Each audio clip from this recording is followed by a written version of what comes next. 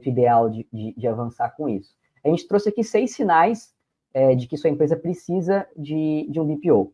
O primeiro deles é o crescimento rápido, né? Aqui é um problema bom de resolver, mas muitas vezes quando a gente está com crescimento rápido, o contrário também é verdadeiro quando a gente está num momento não tão bom financeiramente, mas a gente não sabe por quê, né? E acho que aí é um dos pontos também que organizar a casa e contar com o BPO ajuda, né, Tiane? Exatamente. Como você falou, não só no crescimento rápido, né? Mas principalmente quando eu preciso de alguém para dar o ritmo, porque como crescimento, eu não posso demorar muito para enxergar esses números, né? Eu preciso tomar decisões rápidas, então eu preciso iniciar o quanto antes esse processo de planejamento e de preferência com alguém que vá me ajudar a alavancar de maneira bem ágil, para que a gente possa tomar decisões com base nesses números mais assertivos, né? Próximo sinal é a dificuldade de contratar. Então, esse, a gente até trouxe aqui, né, o relato lá do Luiz, que é sócio fundador da Superclínica, e ele compartilhou, ele bateu esse papo comigo, ele compartilhou isso comigo, né, do quanto, eu não me lembro agora onde fica a Superclínica, Fica no Maranhão. No Maranhão. E ele comentou da dificuldade, né, de encontrar profissionais experientes e também acessíveis, né, no mercado, e o quanto aí para ele fez todo sentido, né, o BPO de controladoria, porque de fato é um profissional difícil de encontrar e é um profissional muitas vezes caro para uma média e para uma pequena empresa, né, Tiane? Exatamente. Ali nesse caso, né, onde eu até inclusive atuo nessa empresa, e é comum a gente ouvir isso, né, de algumas pessoas, o quanto é difícil, às vezes complexo, criar um processo seletivo e manter alguém ali diariamente, né? E daí também se perde um pouco do tabu, que é de ter um profissional remoto. Algumas empresas ainda não têm essa cultura e têm um pouco de receio. Então, a gente consegue fazer isso de maneira bem fluida. Sim. E lembrando que um processo seletivo você abre ele, você vai demorar 2, 3 meses para recrutar essa pessoa vai demorar 2, 3 meses para performar ou não, e no caso dela não performando, você perdeu o semestre. Porque você vai ter que começar de novo, né? Eu sei porque a gente já passou muito por isso aqui na Trise, né? Quando a gente está em processo de recrutamento, assim, o erro custa muito caro no recrutamento, né?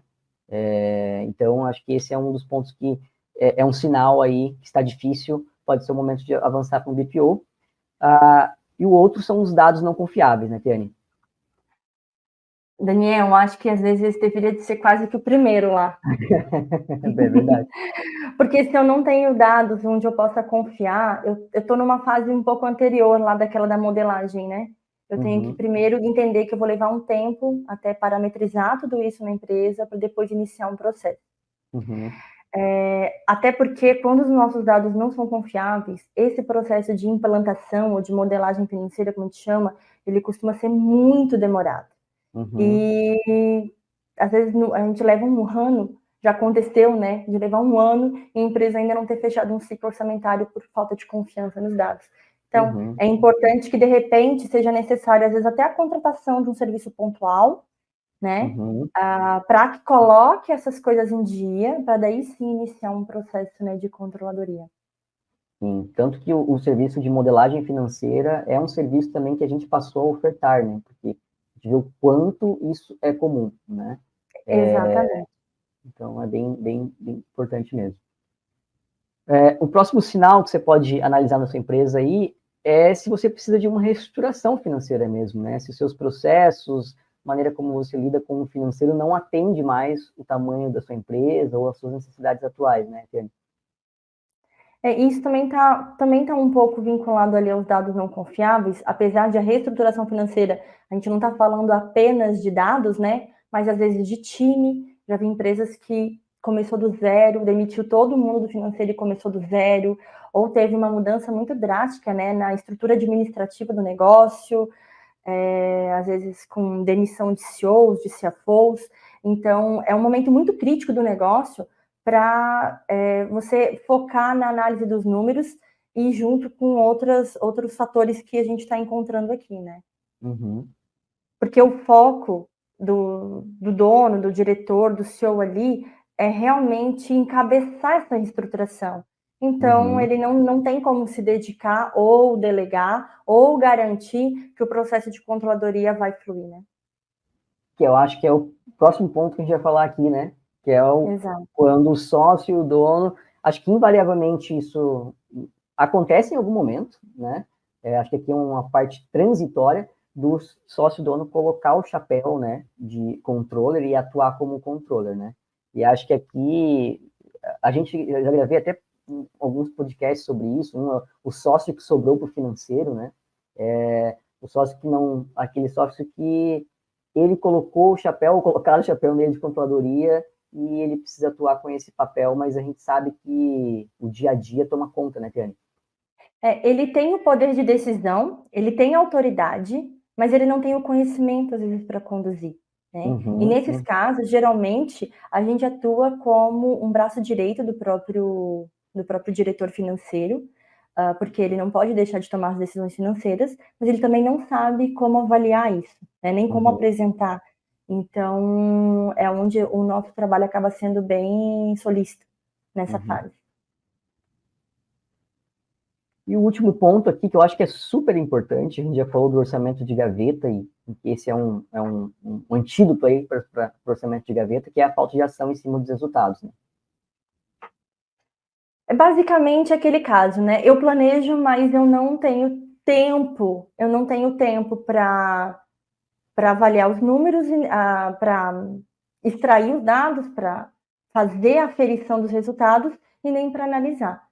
Então, eu até sei o que acontece, mas eu não faço nada com esses números. Sim. E número por número, né, Daniel? Não muda nada. É aquilo que a gente falou anteriormente, né? Planilha aceita qualquer número, papel aceita qualquer número. Se eu não fizer nada com eles, não muda.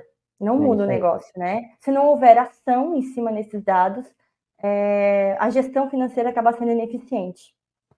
Então, às vezes, mesmo que você tenha um orçamento, tenha o dado, tenha tudo, se você não consegue tomar ação em cima, de nada adianta, né? E, infelizmente, a gente vê isso com um pouco de frequência, sabe? Sim. As empresas, ou até às vezes o time de controladoria ou de finanças, executa o processo como uma obrigação, porque precisa executar, mas aquilo não traz não é uma fonte de apoio, né? Para a diretoria ou para as áreas tomar decisões. Inclusive, Daniel, a gente tem casos de clientes que não é o caso dos BPOs, né? Porque nos BPOs de contadoria somos nós que conduzimos e fazemos isso, mas em outros perfis, onde a gente solicita, vamos fazer uma reunião para ver como é que estão os números. Peraí, eu não atualizei ainda. Tipo, só atualiza quando a gente solicita para verificar junto. Então, não existe aquele engajamento, né? Ele é feito para cumprir um processo na empresa, mas esse processo não traz um resultado. Sim. E a gente trouxe aqui o relato do Ramon, lá da Raro Labs, que era justamente esse cenário, né? Ele era o sócio, é uma empresa de tecnologia, então, sim, ele tinha conhecimento até do financeiro, mas a gestão acontecia no horário que sobrava, né? No tempo que sobrava. Então, ele acumulava muitas funções e ele viu que o que ele estava conseguindo entregar no financeiro não era o que a empresa precisava naquele momento, né? Então, acho que ajuda a ilustrar aqui um pouco desse cenário onde o dono está à frente e não consegue avançar, né? A operação é muito turbulenta no dia a dia e a gestão, como não acontece os problemas no curto prazo, mas no médio, no longo, acaba ficando em segundo plano, né?